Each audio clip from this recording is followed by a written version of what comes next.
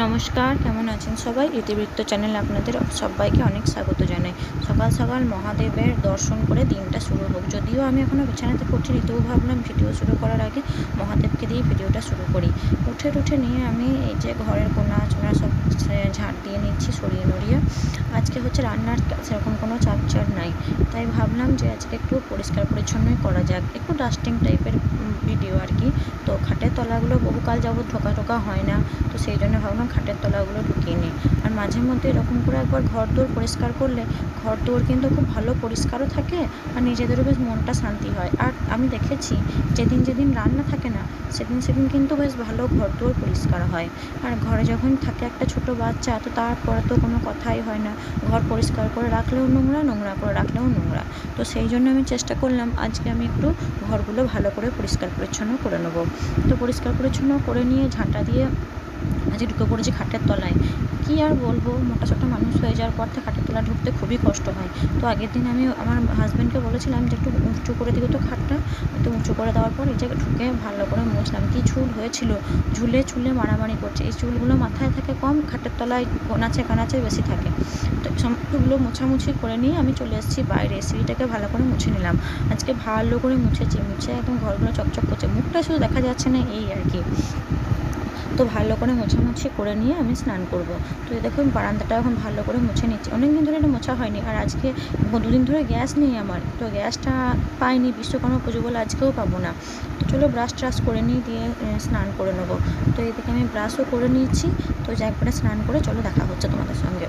তো স্নান করে ফ্রেশ হয়ে জামা কাপড় সব কাচাকুচি করে আজকে দেখলাম একটু রোদ উঠবে মনে হয়। তো সেই জন্য লোভ সামলাতে পারলাম না, জামা কাপড়গুলো কেচে নিলাম। জামা কাপড় বলতে কি, যে এই নাইটিগুলো এখন ধরে পরেছি, সেগুলো তো আর রোদের আলোতে শুকায়নি। আর রোদে না শুকালে কেমন একটা সন্ধ্যা লাগে, বেশ রোদে শুকালে একটা বেশ সুন্দর একটা গন্ধ ওঠে, রোদে শুকানো। আর এই যে জবা গাছগুলোতে কুঁড়ি এসছে, জানি না ফুল ফুটবে কিনা। এখানে একটা কুঁড়ি হয়েছে, লুকিয়ে বসেছে, ওই যে লাল রঙের থোপা জবা, এগুলো এই দুটো থোপা জবা, আর দুটো আছে, সে দুটো হচ্ছে চন্দন কালারের জবা। এই জবা দুটো আজকেই কুঁড়ি দেখছি। আর এটা কাঠটগর গোলাপ, সেই থোপা কাঠটগরটা, ওটা হচ্ছে গিয়ে আমার হাজব্যান্ড সিউড়ি থেকে নিয়ে এসেছিলো। আর এই দুটো চন্দন কালারের, এতে প্রচুর কুঁড়ি আসছে, কিন্তু ফুটতে মনে হয় এখনও 2-3 দিন সময় লাগবে। দেখবে কতগুলো নাইটি, এই যে কতগুলো নাইটি কদিন ধরে পরেছি সমানে, আর ভালো করে রোদ পাইনি, দিয়ে কেমন যেন একটা মেয়ানো ভাব, নাইটিগুলোতে কেমন সতেজই লাগছে না। তো ভাবলাম চলো সবগুলো কাজকে রোদে মিলে দিই গা। তো তাই রোদে মিলে দিয়েছি। রোদে মিললে বেশ একটু ভালো লাগবে, গরম লাগবে, বেশ ভালো লাগবে পড়তে, তাই মিলে দিয়ে চলে এলাম। আর এদিকে দেখায় আমাদের দুর্গা মন্দিরটা হচ্ছে। এই দুর্গা মন্দিরটা আমি বিয়ে হওয়ার পর এসে স্রেফ একটা টিনের চাল ছিল, তারপরে আস্তে আস্তে এতটা বড় করেছে, আস্তেই সব জিনিস হয়। তো ঘরে এসে আমি পুজো দিয়েছিলাম। তো ধূপকাঠ তখন দেখলাম ভালো করে ধরেনি, এতক্ষণে ফ্যানের হাওয়াটা পেয়ে দেখছি ভালো জ্বলেছে। ঘরে কেমন একটা সন্ধ্যা গন্ধ উঠছিল, সেই জন্য আমি ধূপটা দিই। আজকে ধূপকাঠিটা শেষ হয়ে গেছে, ধূপকাঠিটা শেষ হয়নি, আমি ইচ্ছা করে জ্বালাইনি। আর প্রদীপটা নিভে গেছে ফ্যানের হাওয়াতে। আসলে ছেলেটা ঘুমাচ্ছে, তো ও ফ্যানের হাওয়া বন্ধ করলে একদম থাকতে পারে না। তো আমার পুজো করা, জামা কাপড় কাচা সবই কমপ্লিট হয়ে গেছে। এবার আমি একটু জল খাবো। আসলে প্রত্যেকদিন সকালবেলায় উঠে একটু জলটা আমি খাই। এবার ছেলেটাকে না ডেকে করলে তো কিছুই হবে না। তো চলো আমি এবার একটু জল খেয়ে নিই, গলা জল তেষ্টাও পেয়ে গেছে, আর পুজো করাও হয়ে গেছে। এবার আমি এখন একটু নিশ্চিন্ত।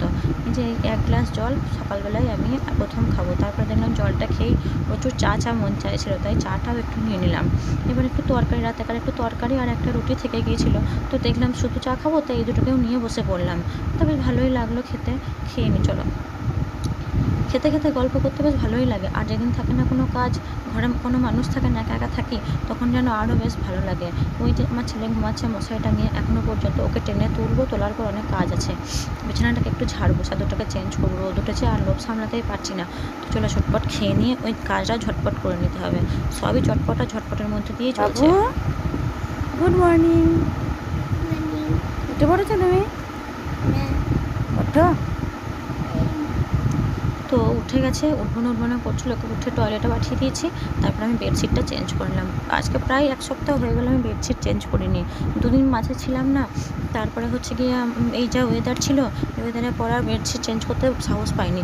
তো আজকে যেই না একটু রোদ করেছে, অমনি বেডশিটটাকে টেনে তুলে দিয়েছি। তো চলো সমস্ত কাজ সেরে ওকে খাইয়ে দাইয়ে আমি আবার ওকে একটু পড়তে বসিয়েছি।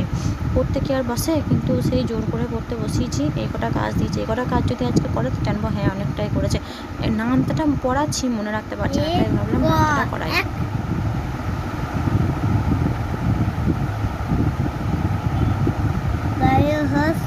মাত্রা 2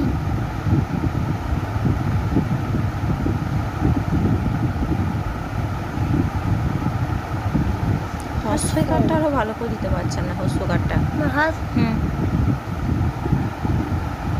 আইএসি মাত্রা তাই হস্যকার দাও, হস্যকার ওইদিকে ওইদিকে এদিকে বাঁ দিকে। সি আইএসি দন্তের না হুম, ঠিক আছে, ব্যাস ব্যাস। তারপরে তারপরে 101 আর 4 লেখ। কালা চাক এই ঘরটাই লেখ, এই ঘরটাই লেখ। এখানটাই হ্যাঁ, মাত্রা দেন। এই ঘরটাই কি ওই ঘরটা ছোট। চয়াকা এ আগে র লিখে দিল। এবার কি করবে? এখন আমি বিয়োগ করছি, তারপর যোগ করলাম। যোগ করে বিয়োগ করবে? কি করতে হবে বিয়োগে? বিয়োগে হাতটা দাগ দিয়ে আমার তিনটে দাগ কেটে দিতে হবে। তুমি করো দেখি। 1 2 3 4 5 6 7 একটা কাটলাম, দুটো কাটলাম, তিনটে কাটলাম। এই তিনটে দাগ দেখেছো আমি বন্ধুরা কেটে দিয়েছি। একটা বলে লাগলো, দুটো বলে লাগলো, তিনটে বলে লাগলো, চারটে বলে লাগলো, 4 হবে।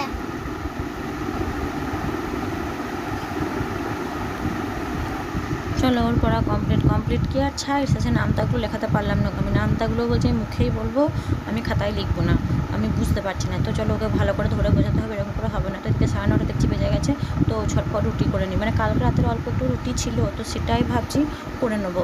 আর একটু বসাবো হচ্ছে চা করবো, দিয়ে আমি চা দিয়ে আর অল্প একটু তরকারি আছে ওইটা দিয়ে খাবো, আর ওবারে তরকারি দিয়ে খাবে। আমি আর তরকারি নেবো না, কারণ একবার তো তরকারি খেলাম, বারবার আর তরকারি ভালো লাগবে না। যদি সেরকম আমি রুটি নাও খেতে পারি, তো মুড়িও খেয়ে নিতে পারি। তো ময়দাটা মেখে নিই, চলো মেখে টেখে নিয়ে এবার ভালো করে একটু পরোটা করবো, তো তাই একটু নুন মিষ্টি দিয়ে দিলাম। অল্প একটু লঙ্কা গুঁড়ো দেওয়ার মন ছিল, কিন্তু দেখলাম যে লঙ্কা দিলে হবে না, বাচ্চাটা খাবে, ও তখন আবার খেতে পারবে না ঝাল ঝাল হয়ে গেলে। তো ময়দাটা মনে হচ্ছে বেশি মাখা হয়ে গেল। তো বেশি মাখা হলে অসুবিধা নেই, রাত্রে রেখে দেবো, রাত্রেও তো লাগবে, ডিউটি যাবো খেয়ে, আবার ও যা থাকবে বাড়িতে। তো ও অল্প একটু চিকেন নিয়ে এসেছে, তো বললো যে আমি একটু চিকেন খাবো, তা তুমি একটু করে দেবে? তো আমি বললাম হ্যাঁ করে দেবো, করে না দেওয়ার ক্ষেত্রে। তো এই দেখো আমার লোই হয়ে গেল, মনে হচ্ছে একটু কম করে ছাড় একটু নিতে হবে, না নিলে হবে না, কেননা 5টা হচ্ছে, আর দুটো হলেই যথেষ্ট। একটু রেখে দিলাম আর একটু নিয়ে নিলাম এখান থেকে। এবারে দেখো মাখা বেলা সব কমপ্লিট। আজকে না বলছি না গ্যাসটা দুদিন ধরে পাচ্ছি না, একে তো বৃষ্টি পড়ছে, তারপরে আবার আজকে কি হয়েছে কে জানে, গ্যাসের অফিস খোলেনি, পাইনি গ্যাস। তো ছোটো গ্যাসটা ভরতে দিয়েছি, কিন্তু পেট তো আর কারোর কথা শুনবে না, তাই ইন্ডাকশানে রুটি করছি। এবার ইন্ডাকশানের রুটি আমি কোনোদিন করিনি, আজকে প্রথম করছি, রুটিগুলো ফুলছে না। ভাগ্যিস ডিসিশন নিয়েছিলাম পরোটা বানাবো, এতেই পরোটা বানিয়ে দেবো, যা হয় হবে, গরম গরম খেয়ে নিলে সবই ভালো লাগবে। তো মোটামুটি ফুলেছে, কিন্তু ওই যে রুটি যেটা সেঁকে যেরকম হয় সেটা তো আর হচ্ছে না। তো তেল দিয়ে এক ব্যাচ ভাজলাম, এটা দ্বিতীয় ব্যাচটা বসিয়েছি, ভালোই হচ্ছে, কিন্তু কেমন একটা যেন গুটি গুটি ভাব থেকে যাচ্ছে। মানে সে আগুনে করলে যেমন একটা ফ্রেশ হয় রুটি, সেরকম একটা লাগছে না, কেমন একটা যেন মনে হচ্ছে দাঁড়িয়ে আছে এরকম টাইপের লাগছে, মানে ঠিক আমার পোষাচ্ছে না। কিন্তু না পোষালেও ওই যে চলনসই কাজ করে নিতেই হবে। ওই দেখুন ওরকম, মানে সে পরোটার যে একটা লালচে লালচে রঙ, সেই জিনিসটা আসেনি। আসলে হবে কী করে, ননস্টিকের তাওয়া তো, এটা তো আর ওরকম করে হয় না কিছু। তো চলো মুরগো। আর এই দেখুন সব খাওয়া দাওয়ার পরে এই আমার এই অর্গানাইজেশনগুলো এসেছে। এই অর্গানাইজারগুলো এসেছে 2 দিন হলো, তো আমার ছেলে 3টে ব্যবহারও করে নিয়েছে, এই 3টে আমাকে দিয়েছে, কিন্তু এই 3টে আমার নিলে তো চলবে না, আমার আরও 2টো প্রয়োজন। তো যেগুলো নোংরা ছিল সেগুলো সব নামিয়ে পরিষ্কার করে নিচ্ছি। এইগুলো মানে পাউডারগুলো, বডি স্প্রেগুলো এক জায়গায় রাখবো, যেগুলো ব্যবহার করি। ছেলের জিনিসপত্র, পাউডার সব ঘুরে ঘুরে পালিয়ে যায়, খুঁজে পাই না যেন দরকারের সময়, তখন এইগুলোতে ভরে রাখলে বেশ সুবিধা হবে। একটা করে টেনে এই যে এখানে এটাকে রাখলাম, আয়নাটাকে দিয়ে, আর এখানটাতে ভরে রাখলাম। এই বডি স্প্রে বলো এগুলো আমাদের ভরাই থাকে, সবসময় ব্যবহার করি না, তাই শোকেসের মধ্যে ভরে রেখেছি। আর এখানে শোকেসের মাথার উপরে এগুলো, কারণ শোকেসের মাথার উপরে না রাখলে, নিচে রাখলে তো ব্যাস আমার ছেলে একদম সব গুষ্টি বিচে দেবে, একটা খুঁজে পাবো না আমি আর। আর এই যে আমার ছেলের বইয়ের তাকটা, ও একটা নিয়েছে, এটা আমার হাজব্যান্ডের মোবাইল, ও হচ্ছে গিয়ে গ্যাস ভরতে গেছে, তাই মোবাইলটা রেখে গেছে।